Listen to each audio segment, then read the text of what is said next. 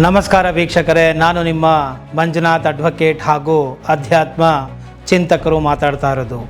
ಈ ಒಂದು ಮಂಜುನಾಥ್ ಅಡ್ವೊಕೇಟ್ ಎಂಬುವಂತಹ ಕಾನೂನಿನ ಚಾನಲನ್ನು ಮತ್ತೆ ಈಗ ನೂತನವಾಗಿ ಜನರಿಗೆ ನ್ಯಾಯ, ನೀತಿ, ಧರ್ಮ ಇವುಗಳ ಪರಿಚಯ ಮಾಡಬೇಕು ಅಂತ ಹೇಳಿ ಈ ಒಂದು ಅಂತರ್ಯಾಮಿ ಸ್ಪಿರಿಚುಯಲ್ ಎಂಬುವಂತಹ ಹೊಸ ಚಾನಲನ್ನು ಓಪನ್ ಮಾಡಿದ್ದೇನೆ.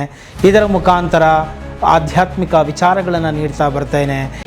ನಮಸ್ಕಾರ ವೀಕ್ಷಕರೇ, ನಾನು ನಿಮ್ಮ ಮಂಜುನಾಥ್ ಅಡ್ವೊಕೇಟ್ ಮಾತಾಡ್ತಾ ಇರೋದು.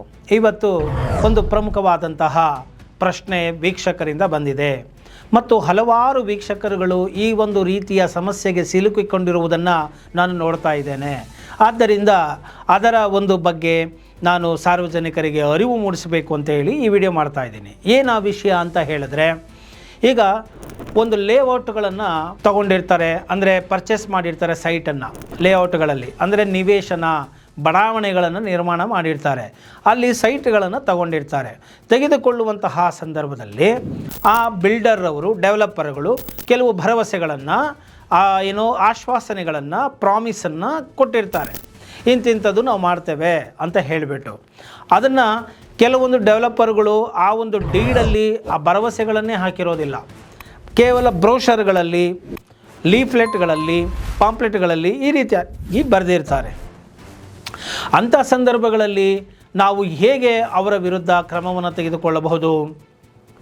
ಡೆವಲಪ್ಮೆಂಟ್ ಮಾಡ್ತೀನಿ ಅಂತ ಹೇಳಿ ಇನ್ವೆಸ್ಟ್ಮೆಂಟ್ ಮಾಡಿಸ್ಕೊಂಡ್ಬಿಟ್ರು, ನಾವು ಕಮ್ಮಿ ಇದೆ ರೇಟು ಅಂತ ಹೇಳಿ ಇನ್ವೆಸ್ಟ್ಮೆಂಟ್ ಮಾಡಿಬಿಟ್ಟು ಈಗ ಅವರು ಡೆವಲಪ್ಮೆಂಟೇ ಮಾಡ್ತಾಯಿಲ್ಲ. 5 ವರ್ಷ ಆಯಿತು, 10 ವರ್ಷ ಆಯಿತು, ಅದು ಮತ್ತೆ ಎಲ್ಲ ಮತ್ತೆ ಪಾರ್ಥೇನಿಯಮ್ಗಳು ಬೆಳ್ಕೊಂಡು ಎಲ್ಲ ತಿಪ್ಪೆಗುಂಡಿ ಥರ ಆಗಿದೆ, ಯಾವ ಡೆವಲಪ್ಮೆಂಟು ಇಲ್ಲ. ಈ ರೀತಿಯಾಗಿ ಆದಾಗ ನಾವೇನು ಮಾಡಬಹುದು?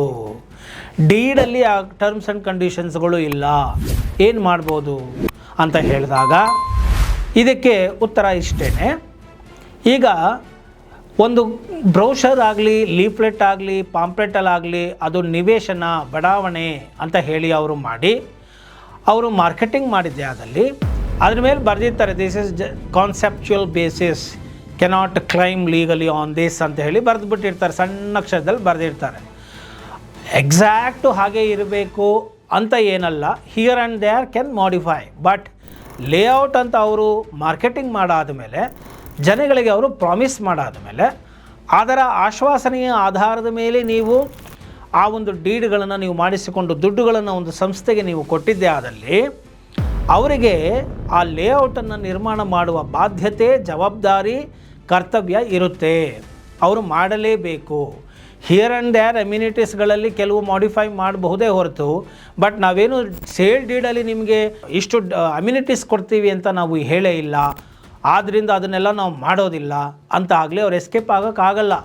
ಅದನ್ನು ಸಬ್ಸ್ಟಿಟ್ಯೂಟ್ ಆಗಿ, ಪರ್ಯಾಯ ಸಾಕ್ಷಿಗಳನ್ನಾಗಿ ನೀವು ಕೋರ್ಟಿನ ಗಮನಕ್ಕೆ ತೆಗೆದುಕೊಂಡು ಬಂದು, ಅಮಾಯಕರು ನಾವು ನಮಗೆ ಈ ರೀತಿಯಾಗಿ ಮಾಡಿದ್ರು ಡೀಡನ್ನು, ಬಟ್ ಇಲ್ಲಿ ಈ ಒಂದು ಬ್ರೋಷರಲ್ಲಿ ಇದರಲ್ಲೆಲ್ಲ ಇಷ್ಟು ಅಮ್ಯುನಿಟೀಸ್ ಹೇಳಿದ್ದಾರೆ, ಈಗ ನೋಡಿದ್ರೆ ಫರ್ಗೆಟ್ ಅಬೌಟ್ ದ ಅಮ್ಯುನಿಟೀಸ್, ಅಂದರೆ ಲಕ್ಸುರಿ ಅಮ್ಯುನಿಟೀಸ್, ಬೇಸಿಕ್ ಅಮ್ಯುನಿಟೀಸೇ ಮಾಡ್ತಾಯಿಲ್ಲ ಅಂತ ಇದ್ದಾಗ ನಾವೇನು ಮಾಡ್ಬೋದು? ಮೂಲಭೂತ ಅವಶ್ಯಕತೆಗಳು, ಡೆವಲಪ್ಮೆಂಟ್ ಏನಲ್ಲಿ ಒಂದು ರೋಡ್ ಹಾಕೋದು, ಡ್ರೈನೇಜ್ ಮಾಡೋದು, ಎಲೆಕ್ಟ್ರಿಸಿಟಿ ಲೈನ್ ಕೊಡೋದು, ಓವರ್ ಹೆಡ್ ಟ್ಯಾಂಕ್ ಮಾಡೋದು, ವಾಟರ್ ಕನೆಕ್ಷನ್ ಕೊಡೋದು, ಈ ರೀತಿಯಾಗಿ ಒಂದು CA ಕಾಮನ್ ಏರಿಯಾನ ಡೆವಲಪ್ಮೆಂಟ್ ಮಾಡೋದು, ಇದಿಷ್ಟನ್ನಾದರೂ ಮಾಡಬೇಕು.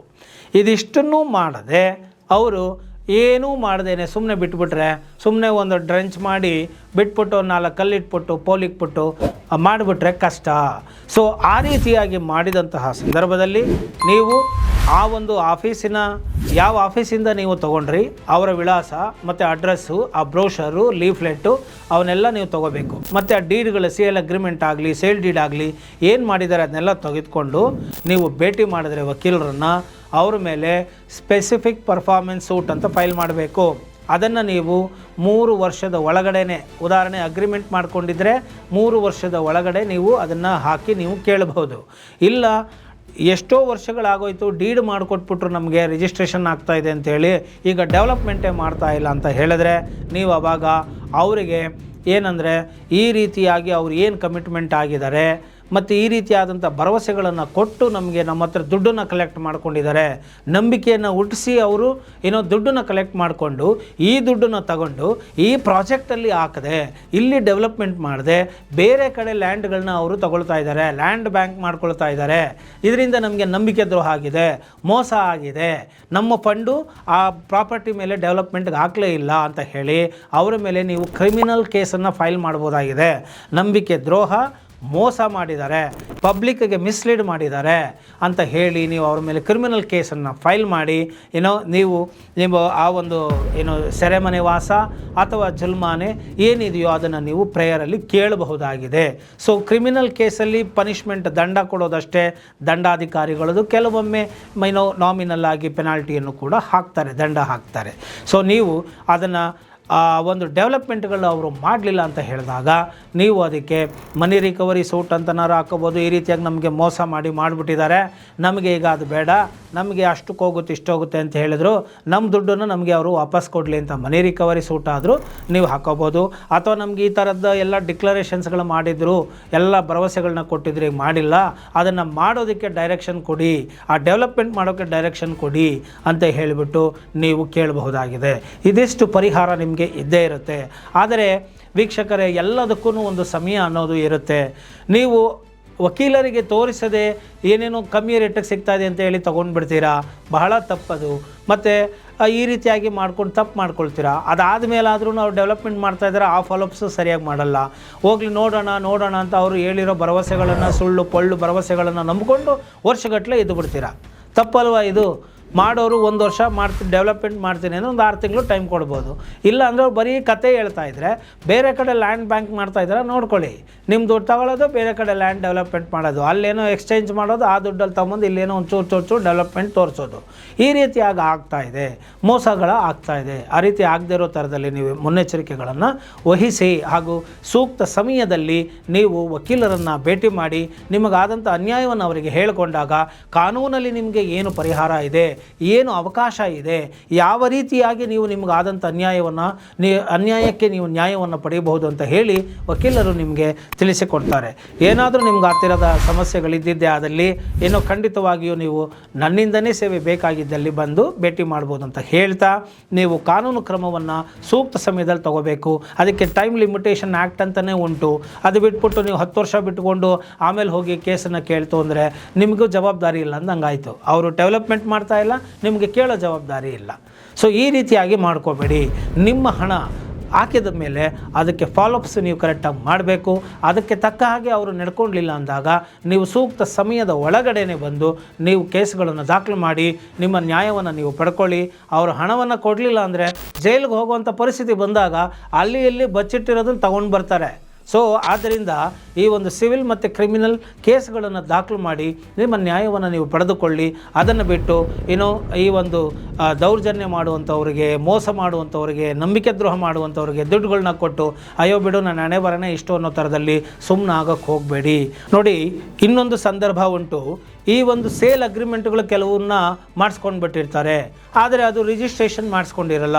ಎಷ್ಟೋ ಅಮಾಯಕರು ಪಾಪ ಅವರು ಇದು ಅಗ್ರಿಮೆಂಟ್ ರಿಜಿಸ್ಟರ್ ಆಗಿಲ್ಲ, ಇದನ್ನು ನಾವು ಕೋರ್ಟ್ಗೆ ಹಾಕೋಕ್ಕೆ ಬರಲ್ವೇನೋ ಅಂತ ಹೇಳಿಕೊಂಡು ಎಷ್ಟೋ ಜನ ಸುಮ್ಮನೆ ಆಗೋಗ್ಬಿಟ್ಟಿದ್ದಾರೆ.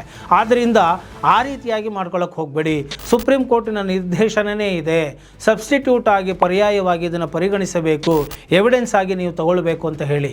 ಇಲ್ಲ ಅಂದರೆ ನೀವು ಅದಕ್ಕೆ ಸ್ಟ್ಯಾಂಪ್ ಡ್ಯೂಟಿ, ನೆಸೆಸರಿ ಸ್ಟ್ಯಾಂಪ್ ಡ್ಯೂಟಿನ ನೀವು ಕಟ್ಟಿ ಡಿಸ್ಟ್ರಿಕ್ಟ್ ರಿಜಿಸ್ಟ್ರಾರ್ ಆಫೀಸ್ಗೆ ಹೋಗಿ ನೀವು ನೆಸೆಸರಿ ಸ್ಟ್ಯಾಂಪ್ ಡ್ಯೂಟಿಗಳನ್ನ ನೀವು ಕಟ್ಕೊಂಡು ಅದನ್ನು ನೀವು ಎವಿಡೆನ್ಸ್ ಆಗಿ ಮಾರ್ಕ್ ಮಾಡಿಸ್ಬೋದು. ಇಲ್ಲ ಅಂದರೆ ಅದನ್ನು ನೀವು ಎವಿಡೆನ್ಸ್ ಆಗಿ ನೀವು ಕೊಡಬಹುದು. ಕೋರ್ಟ್ ಅದನ್ನು ಮಾರ್ಕ್ ಮಾಡಬೇಕು ಅಂತ ಹೇಳಿ ಕೂಡ ಸುಪ್ರೀಂ ಕೋರ್ಟ್ ಡೈರೆಕ್ಷನ್ ಕೂಡ ಅದು ಕರೆಕ್ಟಾಗಿ ಕ್ಲಿಯರ್ ಆಗೇ ಇದೆ. ಆದ್ದರಿಂದ ನೀವು ನನ್ನ ಹತ್ರ ಹಣ ಇಲ್ಲ, ನಾನು ನಿಂಗೆ ರಿಜಿಸ್ಟ್ರೇಷನ್ ಮಾಡೋಕ್ಕೆ ಹೋಗಲಿ, ನನ್ನ ಹತ್ರ ಏನೂ ಇಲ್ಲ, ನಂಗೆ ಮೋಸ ಆಗೋಗಿದೆ ಅಂತ ಕೂತ್ಕೋಬೇಡಿ.